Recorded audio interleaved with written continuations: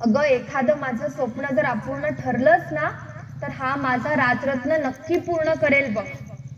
एवढा ठाम विश्वास, एवढी ठाम खात्री माझ्या साहेबांची त्या राजरत्नवर होती. बाळांनो, पण ते माझं चिमुकलं बाळ सुद्धा तब्येतीने चांगलं होतं, दिसायला अगदी साहेबांसारखं. पण त्या माझ्या चिमुकल्या बाळाला सुद्धा एक दिवशी गंगाधर सारखीच खूप ताप आली. माझं मन घाबरायला लागलं. रमेश, इंदू, गंगाधर सारखं या माझ्या लेकराचं काही बरं वाईट होऊ नये अशी सतत प्रार्थना माझी चालू होती. त्या तिन्ही लेकरांचे चेहरे माझ्या डोळ्यासमोरून गोल गोल फिरत होते. राजरत्नाला काही होऊ नये असं सतत माझं मन म्हणत होतं. माझे साहेब तिकडे न्यायालयात होते आणि राजरत्नाची तब्येत काही कमीच होईना. त्याची ताप वरचेवर वाढतच चालली होती. पण साहेब इथं होते म्हणून मी पटकन डॉक्टरांचा धावा केला. तसे डॉक्टरही घरी आले. त्यांनी राजरत्नाला एकदा तपासलं आणि काही औषध पाणी सुद्धा दिलं. मी माझ्या बाळाला काही खाऊ असं वाटत नव्हतं, तरी पण 4 घास बळच चारले आणि औषध पाणी सुद्धा चारलं. अगदी सकाळपासून सायंकाळ होत आली, तरी पण माझ्या लेकराची ताप काय कमीच होईना. आता काय करणार म्हणून पटकन माझा भाऊ शंकर याला सांगितलं, शंकर, अरे जा रे, तिकडे न्यायालयामध्ये जाऊन साहेबांना कळवून तरी ये की आपल्या राजरत्नाची ताप काय कमीच होत नाही. माझा भाऊ शंकर सुद्धा धावत धावत तिकडे न्यायालयात गेला आणि त्याने ती वार्ता माझ्या साहेबांच्या कानी घातली. माझ्या साहेबांना सुद्धा ती वार्ता कळताच माझे साहेब सुद्धा तेवढ्याच तातडीने घरी परत आले आणि माझ्या साहेबांनी राजरत्नाचं डोकं स्वतःच्या मांडीवरती घेतलं आणि एकदा राजरत्नाला उठवण्याचा प्रयत्न केला. बाळांनो, माझ्या राजरत्नाने डोळे उघडले खरे, पण साहेबांकडे एक नजर केली आणि ती तशीच झुकावली. या माझ्या चिमुकल्या बाळाने सुद्धा स्वतःचा जीव माझ्या साहेबांच्या मांडीवरती सोडला. माझ्या साहेबांच्या डोळ्यातील अश्रू अगदी थांबेन असे झाले होते, कारण या एका बाळाचं दुःख माझ्या साहेबांनी एवढ्या जवळून पाहिलं होतं.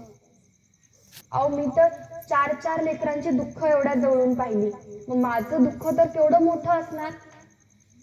पण साहेबांचे अश्रू अनावर होईलेत म्हणून मी माझे डोळ्यातील अश्रू पुसले. पण साहेबांना खंबीर साथ देण्याकरिता मी माझ्या साहेबांच्या साईडला तशीच बसून उभी होते. बाळांनो, माझ्या राजरत्नाच्या आजूबाजूला खूप साऱ्या लोकांची गर्दी व्हायला लागली. त्यानंतर त्या दिशेने एक कार्यकर्ता उठला आणि माझ्या साहेबांकडे आला आणि म्हणाला, साहेब, राजरत्नाचा अंत्यविधी करण्याची वेळ झालीये, म्हणून त्यासाठी लागणारं काही सामान आणि कफनासाठी लागणारा कपडा आणायचा आहे. काही पैसे असतील तर द्याल का? बाळांनो, असं म्हणताच माझ्या साहेबांची मान खाली झुकली आणि मला कळालं की माझ्या साहेबांच्या खिशामध्ये माझ्या लेकराच्या अंत्यविधीसाठी लागणारं काही सामान आणि कफनासाठी लागणारा कपडा आणण्यासाठी एक फुटकी कवडी नाही हो, एक फुटकी कवडी.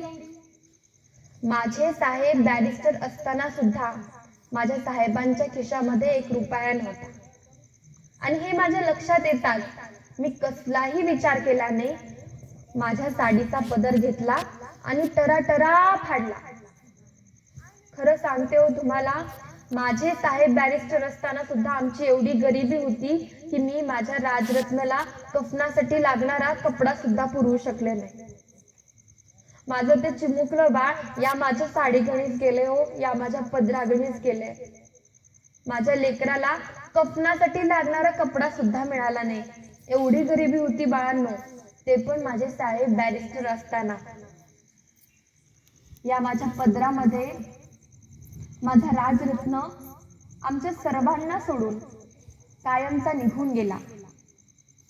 परंतु आज मात्र तुमच्या सर्वांच्या समोर माझा पंतू राजरत्न आंबेडकर अगदी खंबीरपणे उभा आहे ना उभा? बाळांनो, तो माझा पंतू राजरत्न आंबेडकर आणि माझी सून महाउपासिका मीराताई आंबेडकर, ही माझी दोन्ही लेकरं आज तुम्हाला काहीतरी सांगण्याचा प्रयत्न करतायत. काय सांगतायत हो ते?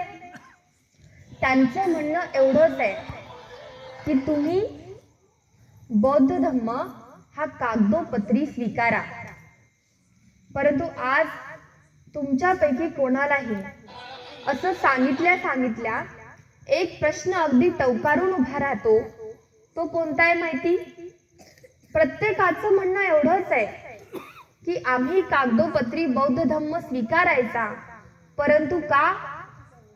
तर बाळांनो, या काला सुद्धा एक कारण आहे. याचं कारण मी तुम्हा सगळ्यांना सांगते. माझ्या साहेबांनी तुम्हाला 14 ऑक्टोबर 1956 रोजी बौद्ध धम्म दीक्षा दिली. ती अशीच दिली का हो? फक्त मी बौद्ध आहे असा जय जयकार करण्यासाठी नाही हो दिली. ती बौद्ध धम्म दीक्षा दिली कारण तुम्ही सगळ्यांनी कागदोपत्री बौद्ध धम्म स्वीकारावा. आणि याचं कारण काय? तर बाळांनो, या संपूर्ण जगामध्ये, या संपूर्ण विश्वामध्ये जात विरहित म्हणजे जात नसलेला जर कोणता धर्म असेल ना, तर तो केवळ आणि केवळ बौद्ध धर्म आहे, हे लक्षात घ्या. माझ्या साहेबांचा लढा हा जातीयंताचा लढा होता. त्यांना जात ही संकल्पना कायमची नष्ट करायची होती. म्हणून माझ्या साहेबांनी तुम्हाला बौद्ध धर्म दिला. म्हणून मला आपणा सर्वांना कळकळीने सांगायचंय, तुम्ही तुमच्या टीसी वरती आणि तुमच्या लेकरांच्या टीसी वरती जातीच्या रखाण्यात काही न लिहिता धर्माच्या रखाण्यात मात्र बौद्ध लिहून कागदोपत्री बौद्ध बना. ज्या दिवशी तुम्ही सर्वजण मिळून हे पाऊल उचलाल ना, तेव्हाच माझ्या साहेबांच्या स्वप्नातील प्रबुद्ध भारत घडतानाचं दृश्य तुम्हा आम्हाला पाहायला मिळेल. म्हणून ही तुम्हाला कळकळीने विनंती करते